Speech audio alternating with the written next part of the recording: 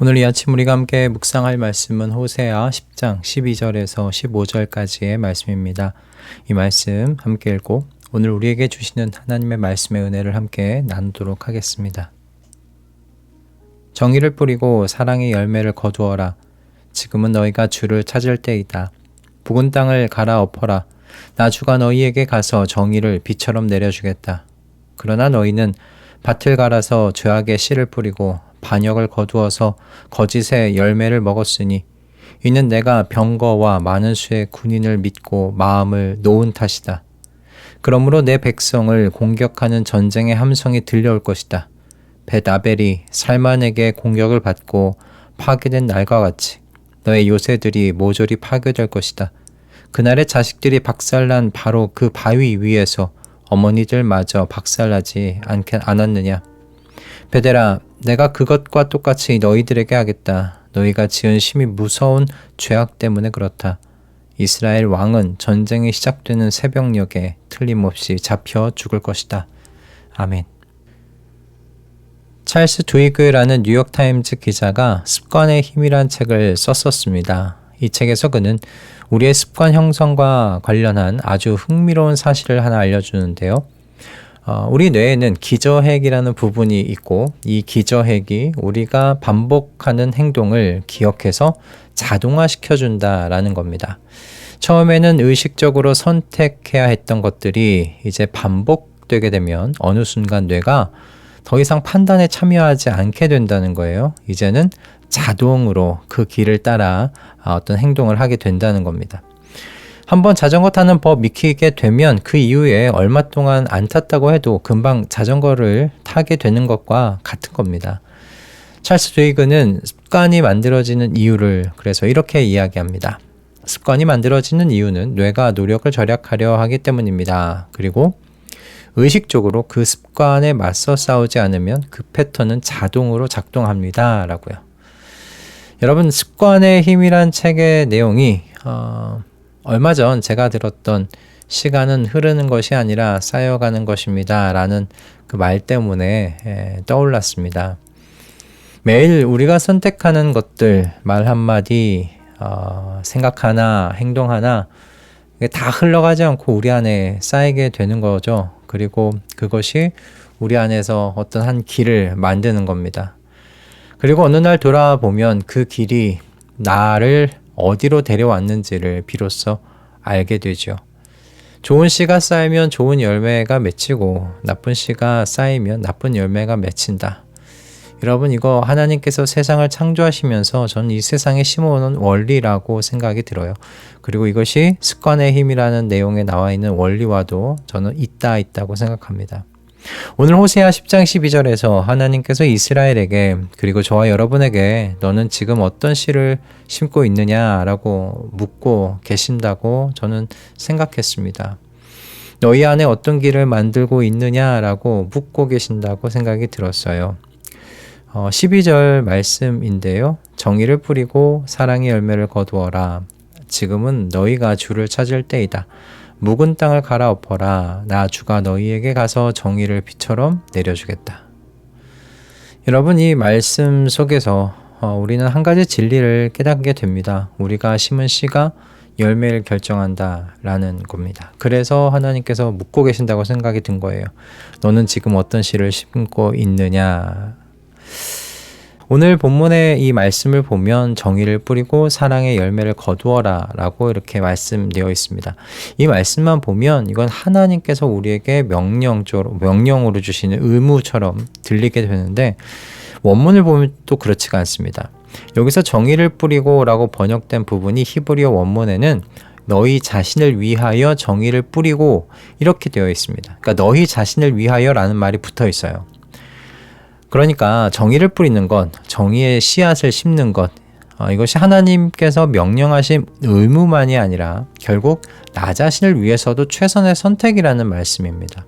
하나님께서 그래서 가르치는 건 무엇이냐면 정의의 씨앗을 심으면 그것이 결국 나에게로 돌아온다라는 말씀을 우리에게 하고 계시는 겁니다. 그러니까 여러분 자신을 위해서 좋은 씨앗을 심으라고 말씀하고 계시는 거예요. 그런데요, 여러분, 하나님께서 그렇게만 말씀하고 끝마치시는 것이 아니라 아름다운 약속까지 우리에게 더 주세요.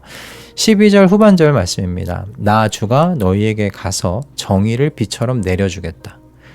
여러분, 씨를 심기만 하면 저절로 싹이 트고 열매가 맺혀집니까? 아니죠. 이른 비와 늦은 비가 절대적으로 필요합니다. 우리는 씨를 심을 수는 있지만 비를 내리게 할 수는 없습니다. 그런데 하나님께서요, 비를 내려주시겠다는 거예요. 너희는 씨를 심는 너희의 역할을 해. 그러면 나는 그 씨의 생명을 불어넣는 나의 역할을 할 거야. 그렇게 말씀하시는 거죠. 여러분, 이 말씀에서 비처럼 내려주시겠다라는 이 원문은 야라라는 히브리어인데요. 이 야라가 비를 내리는 것과 가르침을 주는 것 모두를 의미한다고 합니다. 그러니까 하나님께서 가르침을 비처럼 내려주시는 거예요. 우리가 씨를 심으면 하나님은 비를 내려주십니다. 할렐루야. 자, 그런데 문제는 오늘 본문이 이렇게 희망적으로만 끝나지를 않는다는 거예요. 하나님께서는 이처럼 소망 가득한 약속의 메시지를 주시는데 사람이요, 하나님의 약속대로 살지를 못합니다. 13절에서 하나님께서 이스라엘이 하나님 앞에서 한 일이 무엇인지를 고발하세요. 그러나 너희는 밭을 갈아서 죄악의 씨를 뿌리고 반역을 거두어서 거짓의 열매를 먹었으니, 하나님께서 현실 고발하고 계시는 겁니다. 하나님께서 정의를 심으라고 하셨는데 이스라엘이 실제로 심은 건 악이었대요. 사랑의 열매를 거두라고 하셨는데 반역의 열매를 거두었어요. 그리고 결국 그들이 먹은 게 뭐냐? 거짓의 열매였다라는 겁니다. 그럼 왜 이렇게 되었나? 왜 이스라엘이 이 지경이 되었나? 13절 후반절이 그 이유에 대해서 말해주고 있습니다. 이는 내가 병거와 많은 수의 군인을 믿고 마음을 놓은 탓이다. 이스라엘이 어느 순간인가 하나님이 아닌 자기의 힘, 자기의 방법, 자기의 자원을 의지한 겁니다. 하나님을 향해야 할 신뢰가 자기 자신을 향해 있었던 거죠. 저는 그들이 한순간에 이렇게 되었다고 생각하지 않습니다. 매일 잘못된 씨앗을 심은 거예요. 한 알의 씨앗이 심겼을 땐 모르죠. 그런데 한 알, 두 알, 세 알 점점 많은 씨가 심겨지면 달라지는 겁니다. 여러분, 우리도 매일 씨를 심고 있습니다. 아침에 일어나서 하는 첫 번째 생각이란 씨, 가족에게 건네는 말 한마디의 씨, 직장에서의 태도의 씨, 혼자 있을 때 나의 선택의 씨 등등 모든 것을 여러분, 우리는 매일같이 심고 있습니다. 여러분은 어떤 씨를 심고 있으신가요? 정의의 씨입니까? 불의의 씨입니까? 하나님을 의지한 씨입니까? 아니면 내 힘을 의지하는 씨입니까? 여러분, 기억하십시오. 잘못된 씨가 한 번으로 끝나지 않는다는 걸 말입니다. 그것이 쌓입니다. 한 번의 잘못된 선택은 대수롭지 않아 보이죠. 그러나 그것이 2번, 3번, 10번 반복되면요, 습관이 됩니다. 길이 생기게 됩니다. 그리고 어느 순간 우리 안에 땅이요, 굳어버립니다. 나도 모르는 새 말이죠. 성경은 그것을 묵은 땅이라고 불러요. 그래서 주님께서 너희의 묵은 땅을 갈아 엎으라고 말씀하시는 겁니다. 바로 지금이 묵은 땅을 갈아 엎을 때라고 말씀하세요. 여러분, 묵은 땅은 히브리어로 니르인데요. 이것은 단순히 그냥 쉬고 있는 땅이 아니에요. 오랫동안 방치돼서요, 잡초와 가시덤불이 뿌리를 내리고 흙이 돌처럼 굳어버린 그런 땅입니다.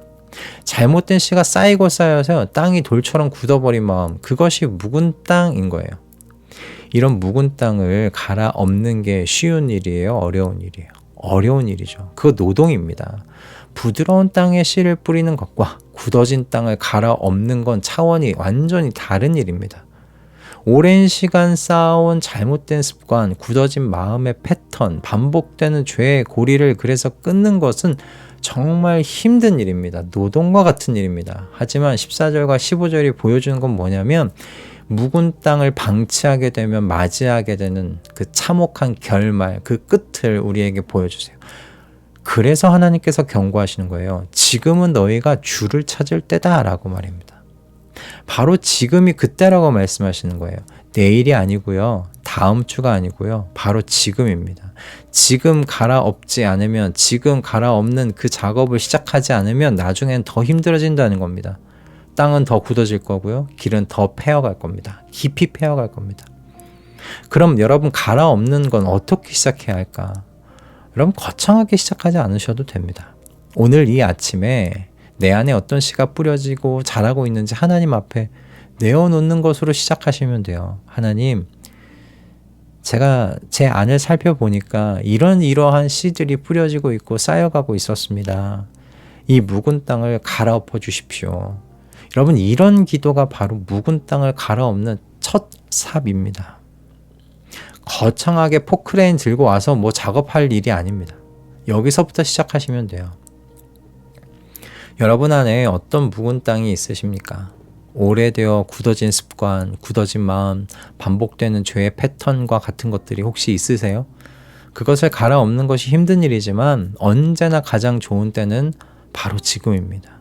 오늘 이 아침이 가장 좋은 출발점인 줄 믿습니다.